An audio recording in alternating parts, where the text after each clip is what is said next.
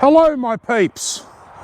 Today we're doing a dish that actually spans back, look, nearly 1,000 years.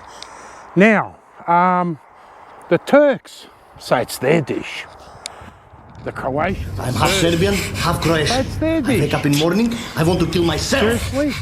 But So what I killing looked you into is no problem, fucking. was actually the Greeks who started off this dish. And this famous dish is called a sarma, which is literally cabbage leaves rolled up, well, meat and beef and pork rolled up in sauerkraut cabbage leaves. This dish has been made very famous by mainly the Serb and Croatian community. The Turks do a sarma, but it's generally they use grapevine leaves, whereas the old Yugoslavs, I call them Yugoslavs, use the sour cabbage leaves. But it was actually, like I said, the Greeks actually in history have been found to do it in fig leaves. So there you go. But today we're going to do the Yugoslav traditional way, which is with cabbage leaves. My wife is Serbian and she loves this dish. It's actually Easter at the moment here in Melbourne. Yeah, I'm doing it for her for Easter, and we're going to make a big batch. So stick with me and we'll show you how it goes. Okay guys, first thing we're going to start off with is our protein. So we basically, it consists of 50%, well I use 50% pork, 50% beef. So I've got some pork neck here that we're going to just chop up in smaller bits and we're going to mince up. So we'll start off by mincing our pork neck.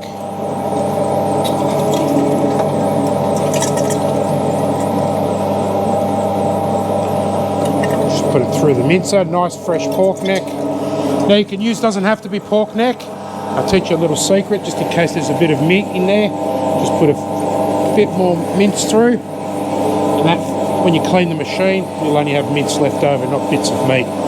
But yeah, so by putting that last bit of mince through, because normally you get sinew and stuff, and that just gives you mince. Okay, yeah, so these packets, I get my mince through a company called Gippsland Pure, which is a local meat wholesaler.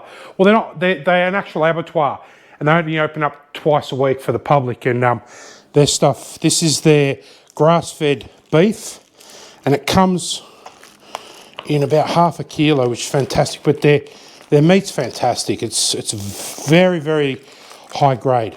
You can see that's beautiful meat. So we go mix the meat and the pork, well the beef and the pork, sorry. It's all meat.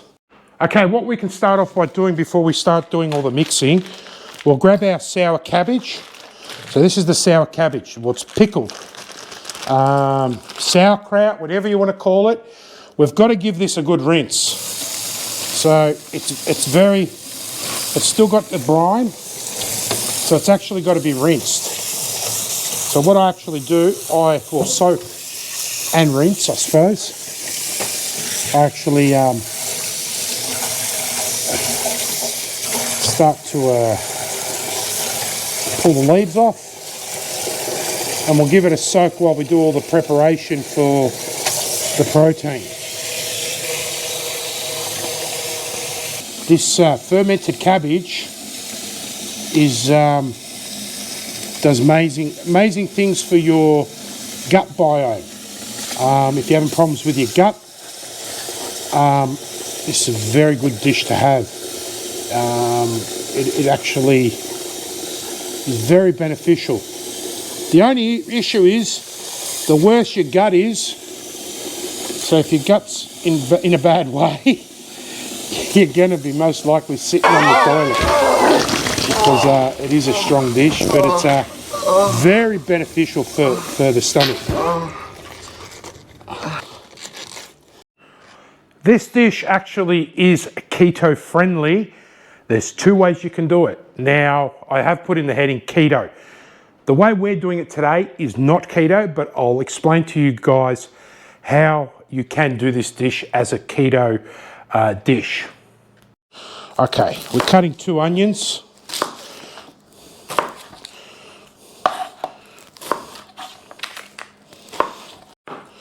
Now just finely chop your onions. Now I'm using 2 onions. I roughly use an onion per kilo. Okay, we'll start by giving the onions a bit of a fry. We'll add our garlic.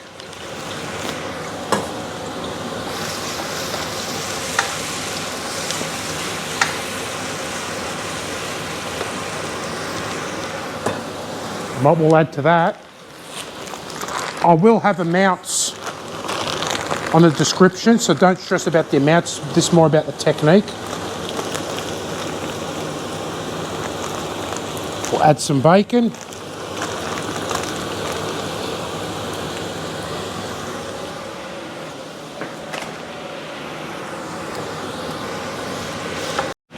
While our onions are frying, we'll add the salt and pepper to the mince.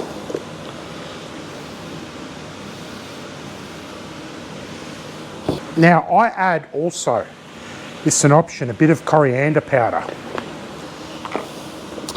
And our lovely sweet paprika. And lastly, you have to add the vegeta. Okay, our onions and bacon and garlic are done.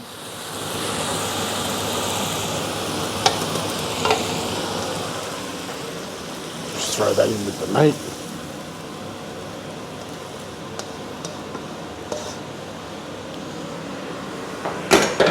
Just let that cool off a little bit. Guys, I'll give that a good mix now.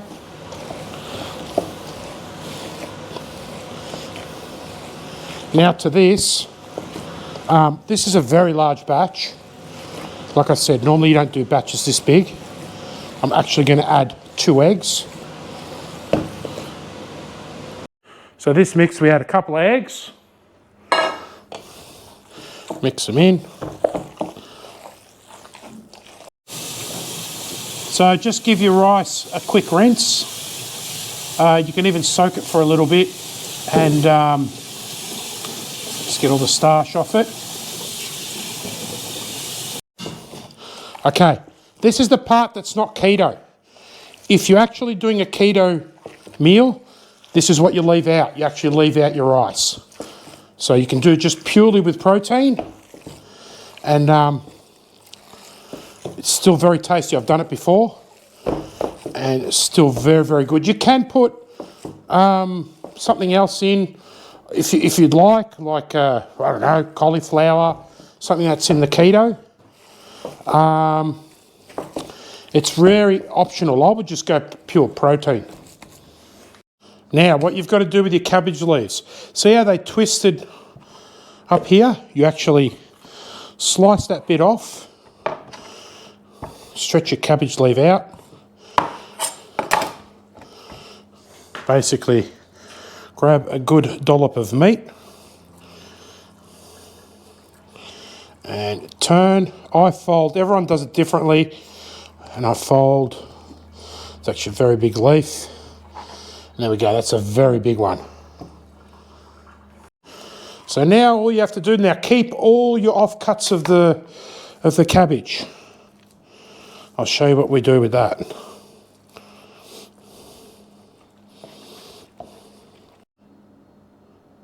Okay, this is our cabbage rolls. Now, there is a bit of a mistake, and I won't hide it from you. Well, it's not a mistake, it's basically product failure. So what's actually happened, the cabbage leaves, the dried cabbage leaves were very basically bulky. I normally, I'll be honest with you, I do get the whole cabbages, but normally there's a half cabbage that you get, and they're a finer leaf. They are better to use. This is all I had at the supermarket at the time, and that's what I grabbed. But look, we've still got a fair bit. We've got a bit of mince left, but what I'll do next week, I'll just I'll put that in the fridge, the rest of the mince, and next week we'll have 2 batches. So, but it's still way more than we need for today. Now, what you got to do with the leftover cabbages, finely chop it up.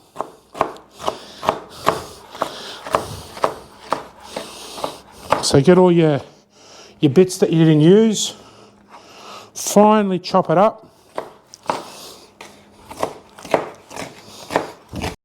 So I add a little bit of olive oil to the bottom of the pot. We start off by doing a layer of the cabbage underneath. Just put that underneath. And that actually prevents it if it burns or overcooks.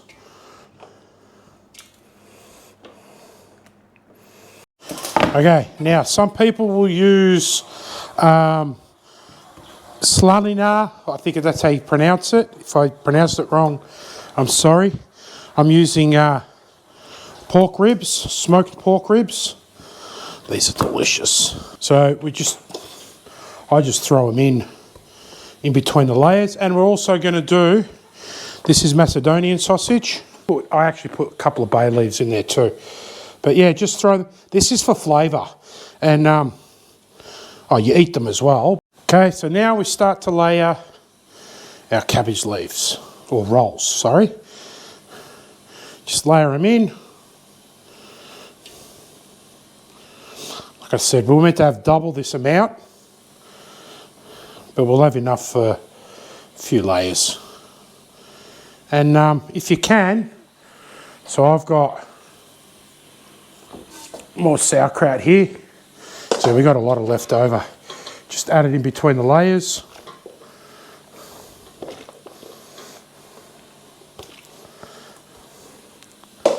We go again. Masso sausage. This stuff's delicious.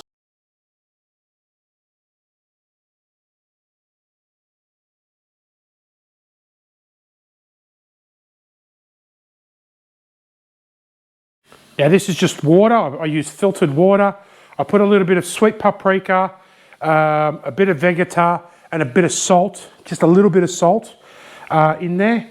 And basically this is going to go in.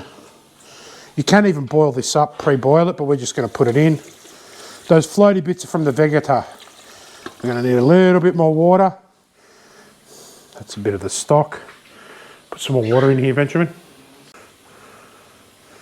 Okay, so the cabbage has to be submerged, has to be underwater. So what I do, put a big dish. Yeah, so we put a bit of weight in there so the cabbage doesn't float up. And now, the interesting part, we let it boil. Now that's going to boil for about 3 hours. I'll maybe even go 4 because it's a bigger batch. But yeah, just let it boil, just let it sit and do its thing. I bring it up to a boil and then turn it a bit down. Just watch it, you don't want it boiling all over the place. Yeah, so just let it go, and then we will show you what side dish we normally do with this, which is a mashed potato, and that'll be next. Okay, we've got mashed potatoes to go with this dish, and if you don't know how to make mashed potatoes, maybe you should go through the Macca's drive-through. Anyway, look, I'm only joking. You're straining our potatoes.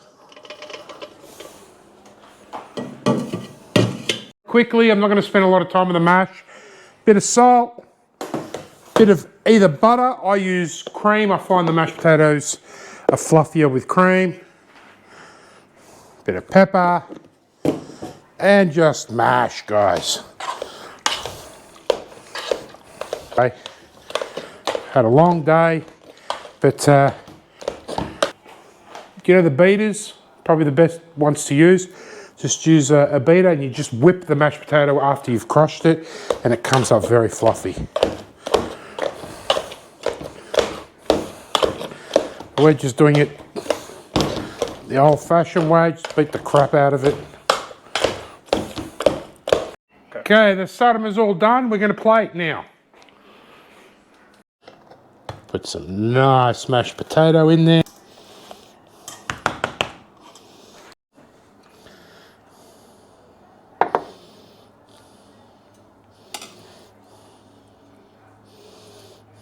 Yeah. Just pour some of the sauce on it. And there we go, guys. You got your dish of sarma.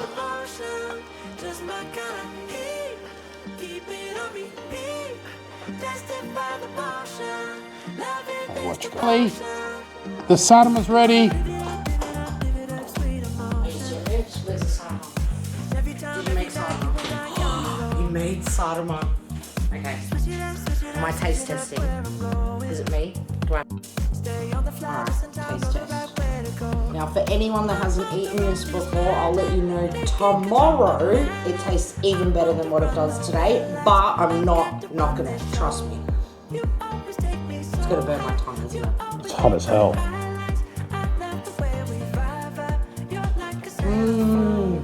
Did you put extra smoked vegetables? Nah, just the normal. Normal? I think you were just hungry. I'm always hungry. That's why I have a chef for a husband.